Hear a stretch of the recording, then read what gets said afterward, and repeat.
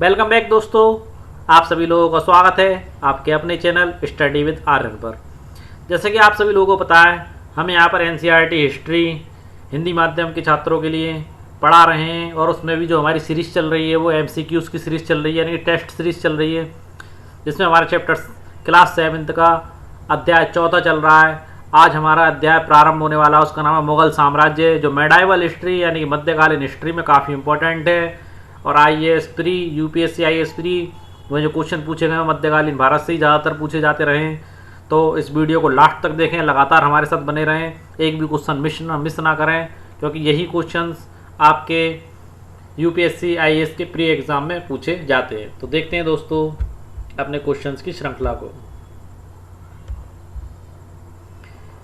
यहाँ देखिए दोस्तों, पहला क्वेश्चन हमारा, भारतीय उपमहाद्वीप में मुगल साम्राज्य की स्थापना कब हुई थी? तो दोस्तों जैसे कि आप लोग सभी जानते हैं, 7 से 12वीं शताब्दी का जो समय था वह राष्ट्रकूट, चोल, चालुक्य, पांडे, गुर्जर प्रतिहारों का था। ओके दोस्तों, और इन लोगों की राजधानी जो थी कन्नौज के रूप में थी। उसके बाद दोस्तों आपका जो 12 से लेकर के 16वीं शताब्दी तक का समय जो आपका सल्तनत काल से संबंधित था, इन्होंने उस समय दिल्ली को अपनी राजधानी के रूप में बसाया था।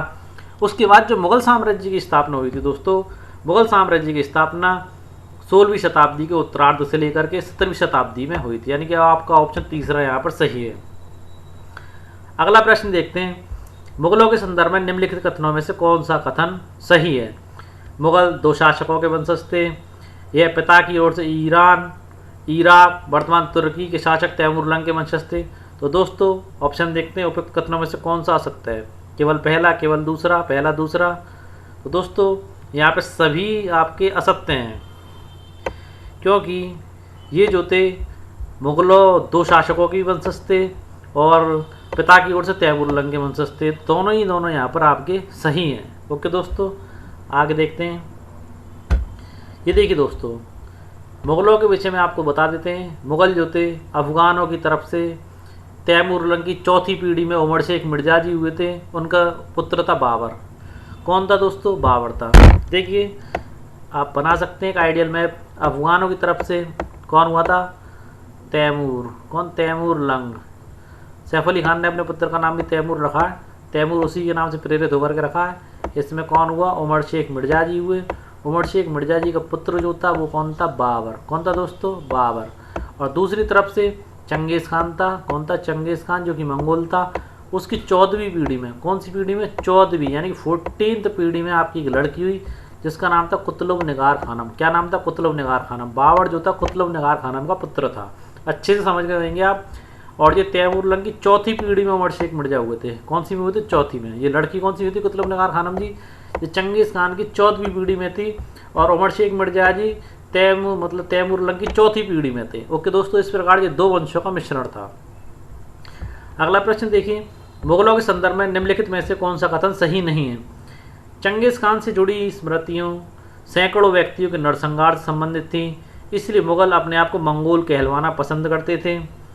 मुगल तैमूर के वंशज कहलवाना पसंद करते थे, क्योंकि उनके इस महान पूर्वज ने 1398 में ईरान पर कब्जा कर लिया था। प्रत्येक मुगल शासक ने तैमूर के साथ अपना चित्र बनवाया था। मुगलों ने अपनी वंशावली का प्रदर्शित चित्र बनवाया था। तो दोस्तों आपका पहला पॉइंट देखिए, चंगेज़ खान से जुड़ी स्मृतियाँ सैकड़ों व्यक्तियों के नरसंहार से संबंधित है। आप सभी लोग जानते हैं, एक क्रूर बर्बर आक्रांता के रूप में चंगेज़ खान को, इसलिए मुगल अपने आप को मंगोल कहलवाना पसंद करते थे। दोस्तों ये चीज़ गलत है, मुगल अपने आप को मंगोल कहलवाना कतई पसंद नहीं करते थे उसकी स्मृतियों के कारण। मुगल अपने आप को तैमूर लंग का वंशज कहलवाना पसंद करते थे, क्योंकि 1398 में ईरान पर कब्जा कर लिया था। इसने ईरान पर कब्जा कर लिया था और भारत पर भी कब्जा, भारत को जीत चुका था। ईरान क्या, भारत को ये जीत चुके थे। ओके दोस्तों, आगे देखिए, प्रत्येक मुगल शासक ने तैमूर के साथ अपना चित्र बनवाया, ये बात बिल्कुल सही है। मुगलों ने अपनी वंशावली का प्रदर्शन चित्र भी बनवाया। ओके दोस्तों, इस प्रकार आपको पता चल गया होगा क्या सही है और क्या गलत है। आगे देखते हैं। यहाँ देखिए दोस्तों, ये हमने पूरा दिखाने की कोशिश की है। जो आपको बीच में जो दिखाई दे रहा है ये तैमूर लंग है। कौन है दोस्तों? तैमूर लंग। अब देखिए ये आपका औरंगज़ेब है। कौन है दोस्तों? औरंगज़ेब। औरंगज़ेब के जस्ट जो सामने बैठा हुआ है वो शाहजहाँ है। कौन है दोस्तों? शाहजहाँ। जस्ट अपोजिट में बैठे हुए एक दूसरे के। शाहजहाँ के जस्ट सामने जो बैठा हुआ है दोस्तों वो जहांगीर है। कौन है? जहांगीर। और जहांगीर के जस्ट सामने जिसके हाथ पर बाज है वो कौन है दोस्तों? अकबर। और अकबर के जस्ट सामने जो बैठा हुआ है वो आपका है हुमायूं। हुमायूं के जस्ट सामने जो इंसान बैठा हुआ है वो आपका है बाबर। कौन है दोस्तों? बाबर। और बाबर के जस्ट सामने जो इंसान बैठा हुआ है वो बाबर के पिता उमर शेख मिर्जा जी हैं। और जो जो इस तरफ बैठे हुए हैं जो बाबर के दादा हैं जिनका नाम अबू सैद था। और इस तरफ जो कैंडिडेट बैठा हुआ है सुल्तान मोहम्मद मिर्ज़ा, ये बाबर के परदादा थे। ओके दोस्तों, इस प्रकार जो बाबर है बाबर, इसके जो दादा तो आपके पता चल गए, परदादा ही पता चल गए। तो जो तैमूर लंग था बाबर का कौन था? तैमूर लंग तो बाबर का देखिए परदादा कौन थे बाबर के, यानी कि लकड़ दादा, परदादा के भी दादा। परदादा तो बाबर के देखिए ये रहे, ये बाबा के परदादा है। और ये बाबर के लकड़ दादा है। देखिए दादा से भी ऊपर की जो हिस्सा चलता है उसमें लकड़ दादा चलता है। कौन सा? लकड़ दादा। लकड़ दादा थे बाबर के। ओके, वंश वृक्ष के अकॉर्डिंग हमने आपको समझा दिया कौन क्या नहीं है।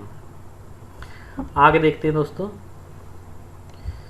ये देखिए दोस्तों, फरगाना राज्य का उत्तराधिकार प्राप्त करते समय बाबर की उम्र थी। तो दोस्तों आप लोगों को बता देते हैं, फरगाना राज्य जो कि तैमूर लंग का राज्य था, वहाँ पर जो इनकी उम्र जो थी उस टाइम पे जिन्होंने उत्तराधिकार प्राप्त किया था उनकी उम्र 14 वर्ष थी।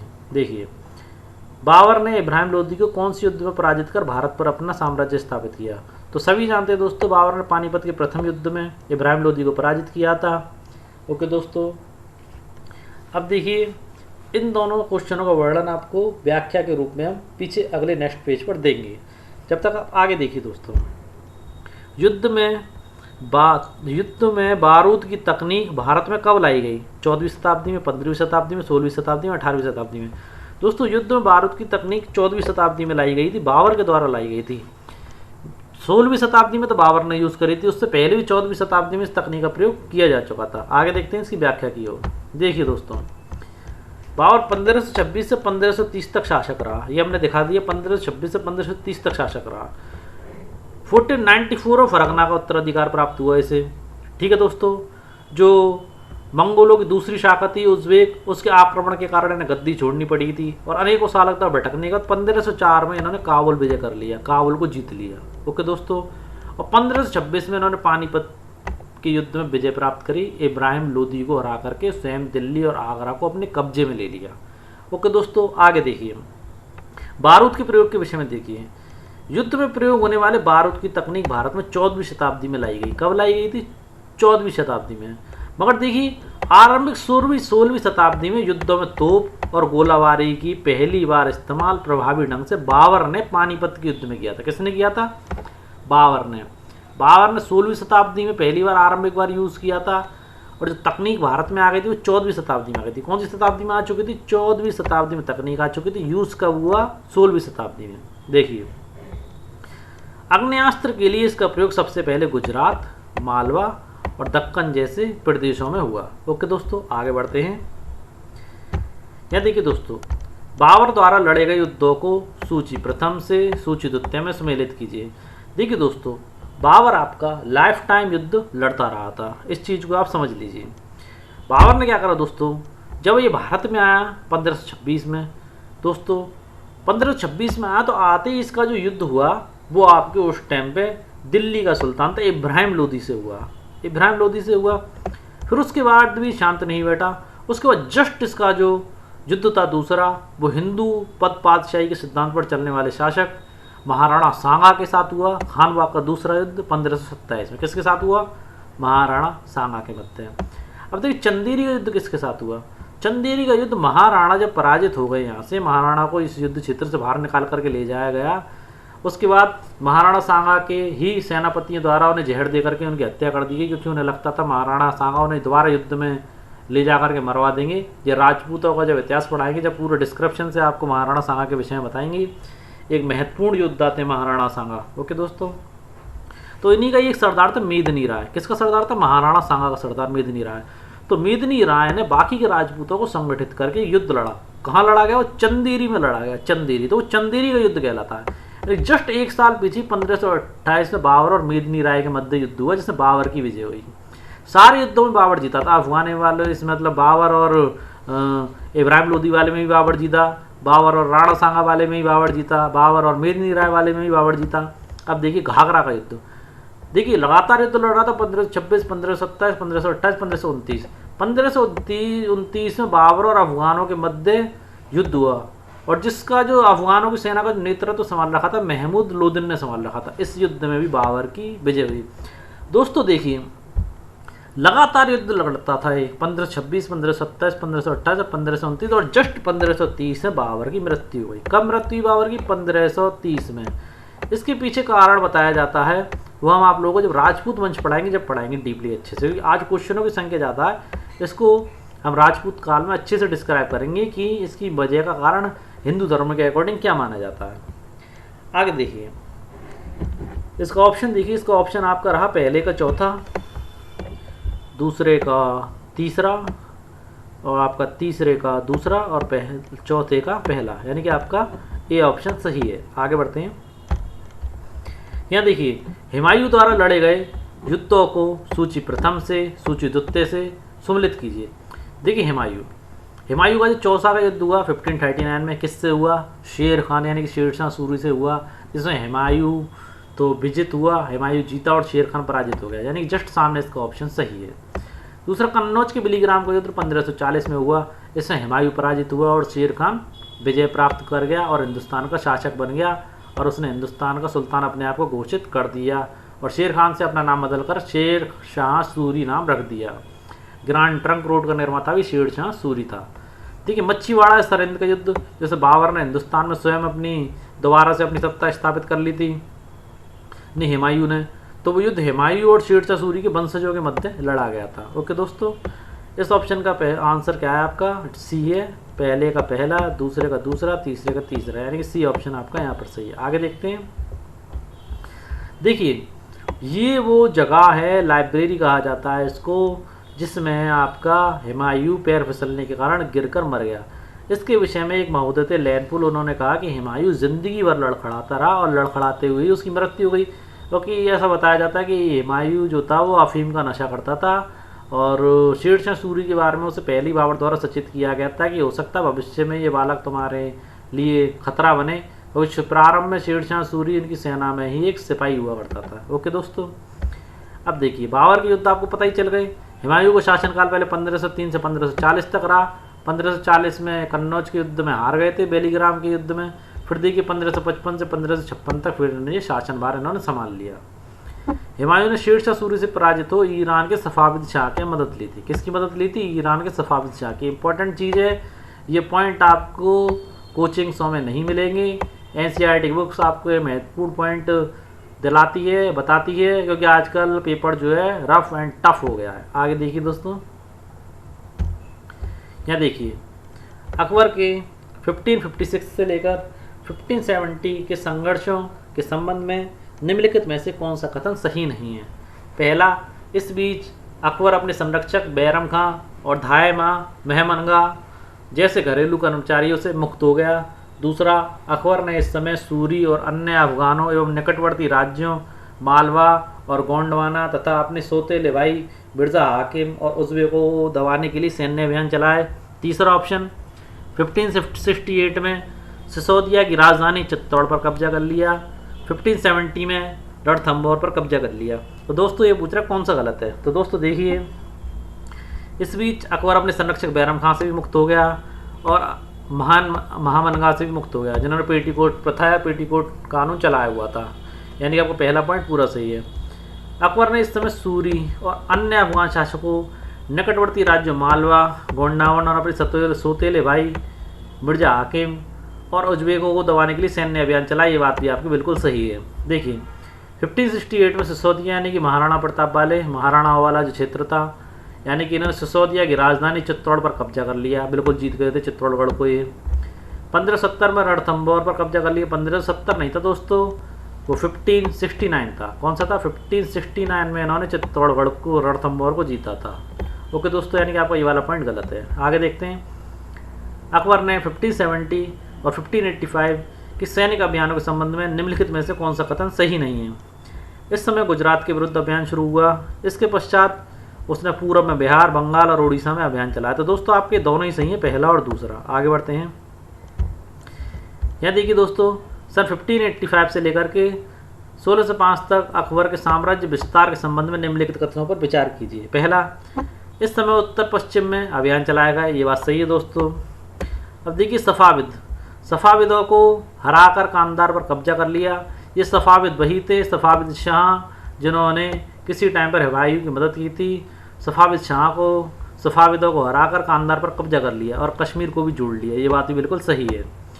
मिर्ज़ा हाकिम की मृत्यु के बाद, जो कि इसका सौतेला भाई था अकबर का, मिर्ज़ा हाकिम की मृत्यु के बाद अकबर ने काबुल को भी अपने राज्य में मिला लिया और दक्कन में अभियानों की शुरुआत हुई, जिसमें बरार, खानदेश, अहमदनगर के कुछ हिस्सों को भी अपने राज्य में मिला लिया।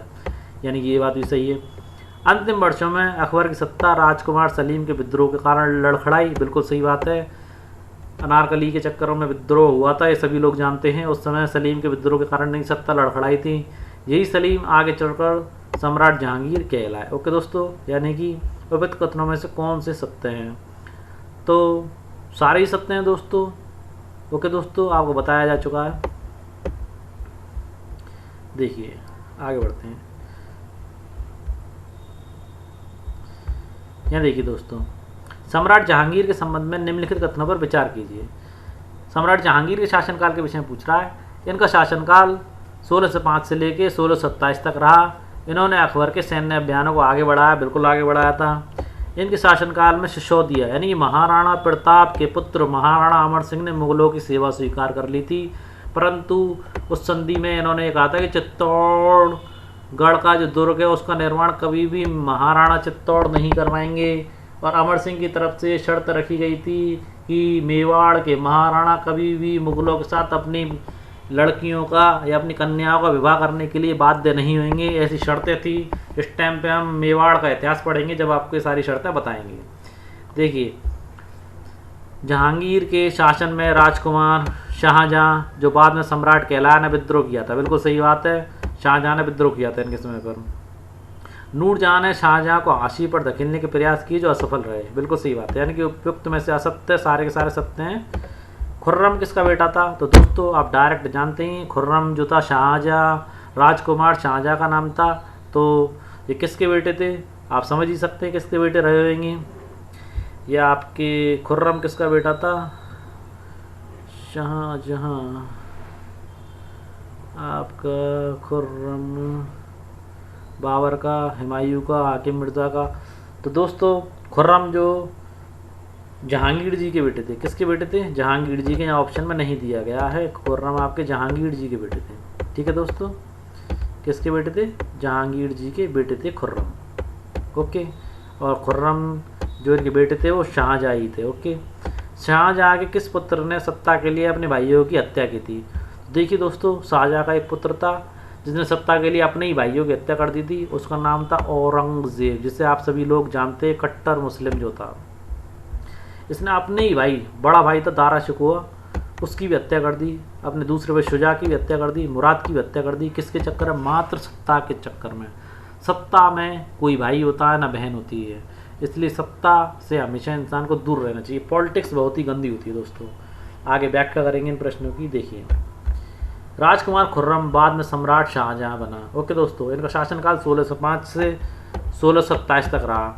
इन्होंने दक्कन और अहमदनगर के विरुद्ध अभियान चलाया। किस किसके विरुद्ध चलाया? दक्कन और अहमदनगर के विरुद्ध, जिसमें बुंदेलों की हार हुई और ओरछा पर कब्जा कर लिया। देखिए दोस्तों, बाद में उस समय यहाँ की रानी लक्ष्मीबाई नहीं थी, क्योंकि लक्ष्मीबाई उस समय जो रानी बनी है वो 1857 की क्रांति की बात है, और ये हम पहले की बात कर रहे हैं।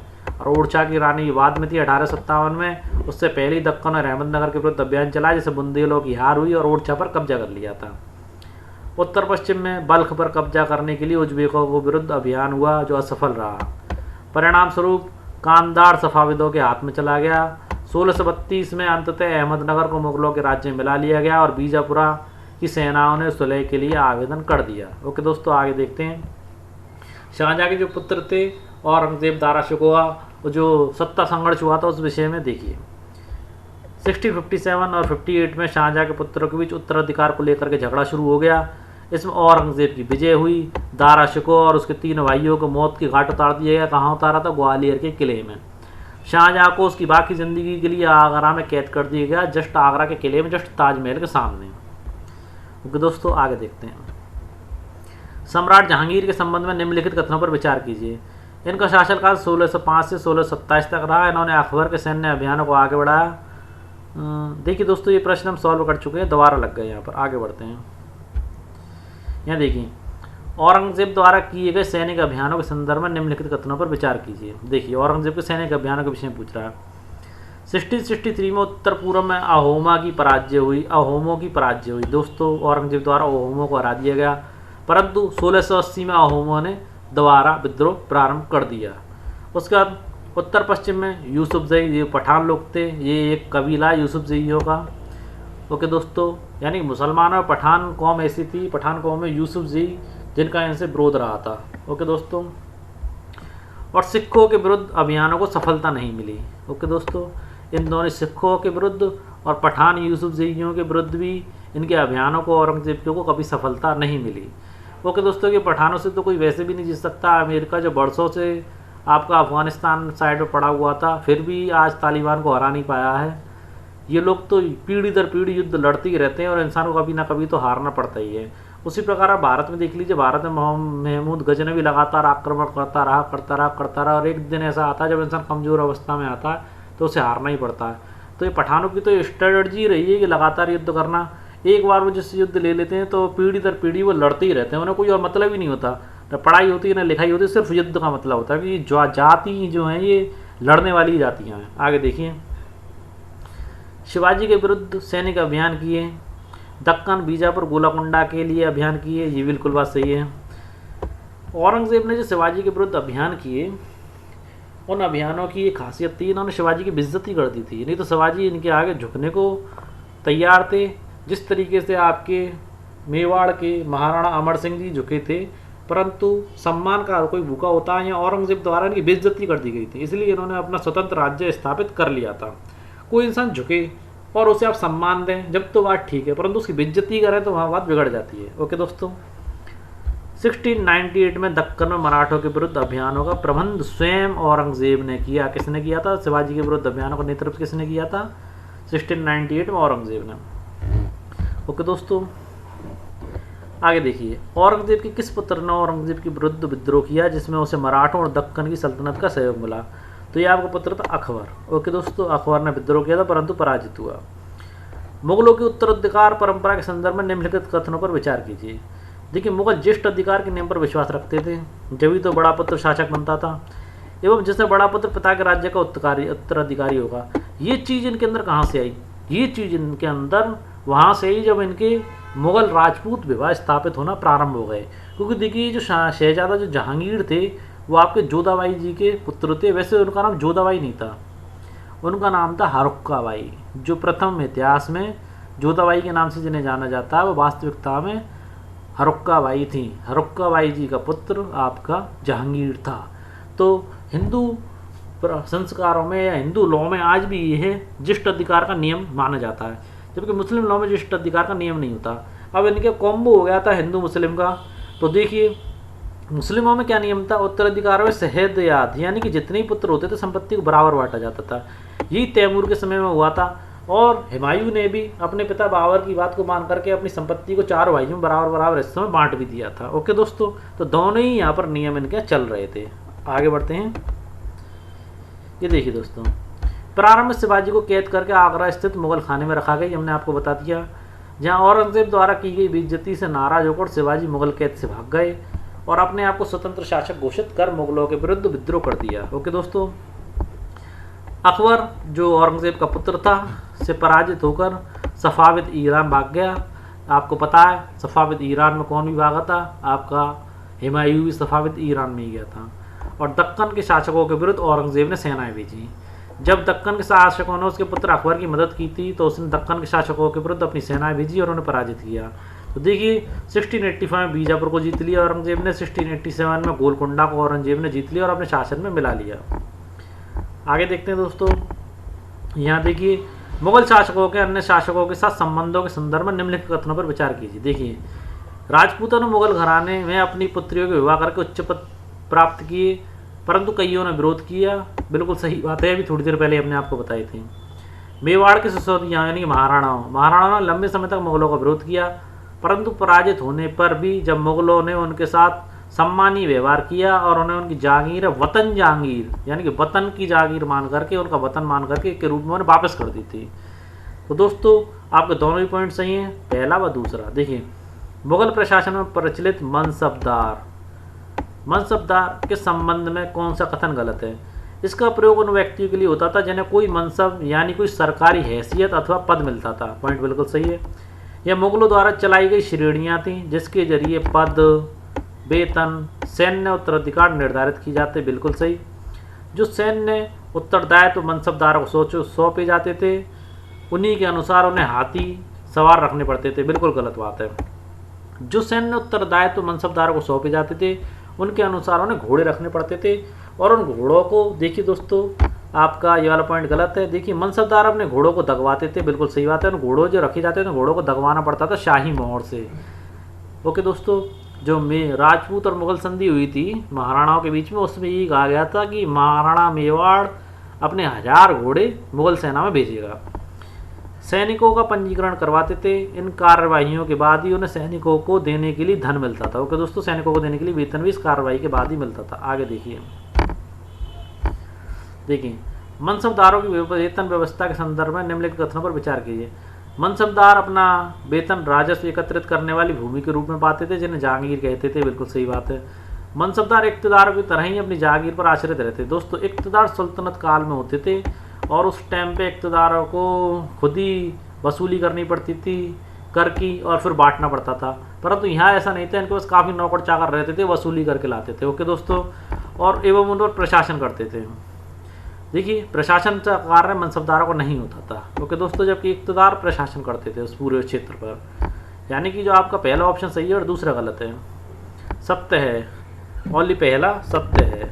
आगे देखिए, मुगल प्रशासन में कर यानी कि टैक्स या राजस्व वसूली का कार्य किसके द्वारा किया जाता था? किसानों से कर या राजस्व वसूली स्थानीय सरदारों द्वारा की जाती थी। बिल्कुल सही बात है। मुखिया द्वारा की जाती थी। बिल्कुल, मुखिया भी कर लेते थे। ग्रामीण कुलीनों द्वारा की जाती थी। बिल्कुल। जमींदारों के द्वारा की जाती थी। बिल्कुल। दोस्तों, इन सभी लोगों को जो मुगल शासन में जितने भी मध्यस्थ होते थे, यानी जिनके माध्यम से कर वसूला जाता था, उन सभी लोगों को जमींदार कहा जाता था। क्या कहा जाता था? जमींदार। जितने माध्यम होते थे, जितने माध्यमों से कर की वसूली की जाती थी, चाहे वो आपका ग्रामीण कुलीन यानी कुलीन वर्ग का ग्रामीण हो, या शक्तिशाली जमींदार हो, या शक्तिशाली मुखिया हो, सभी लोग किसकी श्रेणी में आते थे? जमींदार की श्रेणी में आते थे। ओके दोस्तों, यानी कि उपयुक्त सारे के सारे ऑप्शन आपके सही हैं। आगे देखिए, अकबर के राजस्व मंत्री टोडरमल, हिंदू राजा थे। अकबर के राजस्व मंत्री थे टोडरमल, द्वारा बनाई गई राजस्व व्यवस्था के संदर्भ में निम्नलिखित कथनों पर विचार कीजिए। राजस्व जो टोडरमल जी थे, उन्होंने 10 सालों यानी कि 1570 से 1580 के लिए राजस्व व्यवस्था बनाई थी। इन्होंने बताया, इन्होंने कृषि भूमि, कृषि की पैदावार और कीमतों के आंकड़ों के आधार पर प्रत्येक फल का जो कर था वो निश्चित कर दिया था। प्रत्येक फल पर निश्चित कर यानी टैक्स लगा दिया था। क्या लगा दिया था? प्रत्येक फल पर निश्चित टैक्स लगा दिया था। ओके दोस्तों, प्रत्येक प्रांत को राजस्व मंडलों में बांटा गया। यानी प्रत्येक प्रांत, जैसे प्रांत है ये आप एक प्रांत है, इसे अलग अलग राजस्व मंडलों में बांट दिया, और प्रत्येक की हर फसल के लिए कर की अलग अलग सूची बनाई गई, क्योंकि जरूरी थोड़ी है एक फसल किसी राज्य में अच्छी हो रही है वो दूसरे राज्य में अच्छी हो। जिस प्रकार से सरसों अपने राजस्थान में अच्छी होती है, यूपी साइड में गन्ना अच्छा होता है, उसी प्रकार जिस क्षेत्र में जो फसल अच्छी होती थी उसी अकॉर्डिंग करों की अलग अलग सूची बना दी गई। दोस्तों, टोडरमल द्वारा राजस्व वसूली के लिए बनाई गई यह व्यवस्था एकता कहलाती थी। दोस्तों, टोडरमल द्वारा राजस्व के लिए बनाई गई यह व्यवस्था एकता नहीं कहलाती थी, जबकि ये जो व्यवस्था थी, इस व्यवस्था का नाम था जब्त। क्या नाम था? जब्त। क्या कहते थे इस व्यवस्था को? जब्त। यानी कि आपका पॉइंट नंबर तीसरा गलत है, ये जब्त कहलाती थी। जब्त। ओके दोस्तों, यानी कि आपका चौथा पॉइंट यहाँ पर गलत है। कौन सा सत्य है? चौथा सत्य है। अकबरनामा और आईन अकबरी की रचना किसने की थी? दोस्तों, अकबरनामा और आईन अकबरी की रचना आपके अबुल फजल ने की थी। किसने की थी? अबुल फजल ने की थी। अकबरनामा और आईना अकबरी ये एक ही बुक है जो 3 पार्टों में 3 जिल्दों में बनाई गई है। अकबरनामा में अकबर के परिवार से संबंधित और दूसरे पार्ट में उसके प्रशासन से संबंधित, और आईना अकबरी में जो जो पद वगैरह हुआ करते थे और जो राजस्व वसूली के जो सिद्धांत थे सब कुछ उसके अंतर्गत दे रखा है। आगे देखिए दोस्तों, मध्यकालीन इतिहासकारों में किस इतिहासकार की किताब में राजस्व का सांख्यिकी विवरण मिलता है? तो दोस्तों जैसे कि अभी बताया वो आपको आईना अकबरी में मिलता है। ये दोनों एक ही किताब है, ध्यान रखिए। अकबरनामा और आईना अकबरी 3 जिल्दों में बनी थी, तो इसमें सांख्यिकी के विवरण आईना अकबरी मिलता है। क्योंकि दोस्तों अकबर के समय प्रयुक्त प्रशासनिक शब्दावली को सुमेल कीजिए। देखिए सूबा क्या कहलाता था? कई प्रांतों में बटा हुआ साम्राज्य क्या कहलाता था? सूबा। और सूबेदार कौन होता था? सूबों के प्रशासक, उसे चलाने वाले क्या कहलाते थे? सूबों के प्रशासक। और वित्तीय अधिकारी कौन होता था? दीवान को वित्तीय अधिकारी कहते थे, पैसों की देखभाल या लेखा जोखा रखने वाले व्यक्ति को। सैनिक अधिकारी कौन होता था? सैनिक अधिकारी आपका बख्शी कहलाता था। क्या कहलाता था? बख्शी। ओके दोस्तों, अब आप देखिए धार्मिक कार्यों के लिए, धार्मिक धर्मार्थ किए जाने वाले कार्यों का मंत्री आपका सदर होता था। जैसे कि आगरा में आज भी सदर बाजार है। सेना नायक कौन होता था? सेना नायक आपका जो होता था वो होता था फौजदार। क्या कहलाता था? फौजदार। शब्द जो है आजकल लोगों फौजदार अपने पीछे लगाते हैं, शब्द की उत्पत्ति मुगल काल से हुई है। और कोतवाल कौन होता था? नगर का पुलिस अधिकारी। कौन होता था? नगर का पुलिस अधिकारी कौन कहलाता था? कोतवाल। ओके दोस्तों, आगे बढ़ते हैं। यहाँ देखिए दोस्तों, मेहरुन्निसा किसकी पत्नी थी? तो दोस्तों मेहरुन्निसा जहांगीर की पत्नी थी और वो अपने पति के प्रति काफ़ी समर्पित थी। या आगे व्याख्या में हम आपको बताएंगे। अकबर ने इबादत खाना या मकतब खाना या महत्वपूर्ण शब्द पूरे चांसेस ऐसे प्रश्न का आने के, ऐसा प्रश्न आ सकता है, अनुवाद ब्यूरो की स्थापना कहाँ की थी? तो दोस्तों अकबर ने अनुवाद ब्यूरो, इबादत खाना या मकतब खाना, इसकी स्थापना फतेहपुर सीकरी में की थी। हो सकता है शब्द को भी हटा दे, डायरेक्ट पूछ ले अकबर ने अनुवाद ब्यूरो की स्थापना कहाँ की थी? तो फतेहपुर सीकरी में की थी। रज़्मनामा किस ग्रंथ का फारसी अनुवाद है? रामायण का। इंपॉर्टेंट चीज़ है, ध्यान रखना। संस्कृत में लिखी गई महाभारत को फारसी में परिवर्तित किया गया, अनुवादित किया गया, वो आपका कहलाए रज़्मनामा। आगे देखिए, ये देखिए मेहरुन्निसा ने जहांगीर से 1611 में विवाह किया था और उसे नूरजहां का खिताब मिला था। वे जहांगीर के प्रति अत्यधिक वफादार रहीं और उसको समय समय पर सहायता देती रही। देखिए अब देखिए ये मोहर लगा हुआ, बाईं ओर दिया गया दस्तावेज नूरजहां द्वारा जारी किया गया है। ये आदेश फरमान है।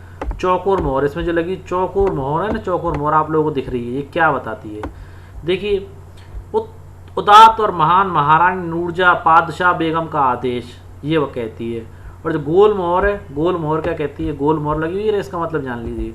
गोल मोहर कहती है शाह जहांगीर के प्रताप से महारानी चंद्रमा जैसी वैभवशाली बन गई। हम कामना करते हैं नूरजहां पादशाह इस युग की सर्वोत्तम महिला बने। ओके दोस्तों, आगे बढ़ते हैं। अकबर की धार्मिक नीति के संबंध में निम्नलिखित कथनों पर विचार कीजिए। देखिए 1570 सीकरी में इन्होंने उलेमा, ब्राह्मण, जेसुइट, पादरियों यानी रोमन कैथोलिक और जड़ दुस्त धर्म के अनुयायियों के साथ धर्म के मामलों की चर्चा इबादत खाने में की, यानी कि फतेहपुर सीकरी में की। यानी पहला पॉइंट आपका बिल्कुल सही है।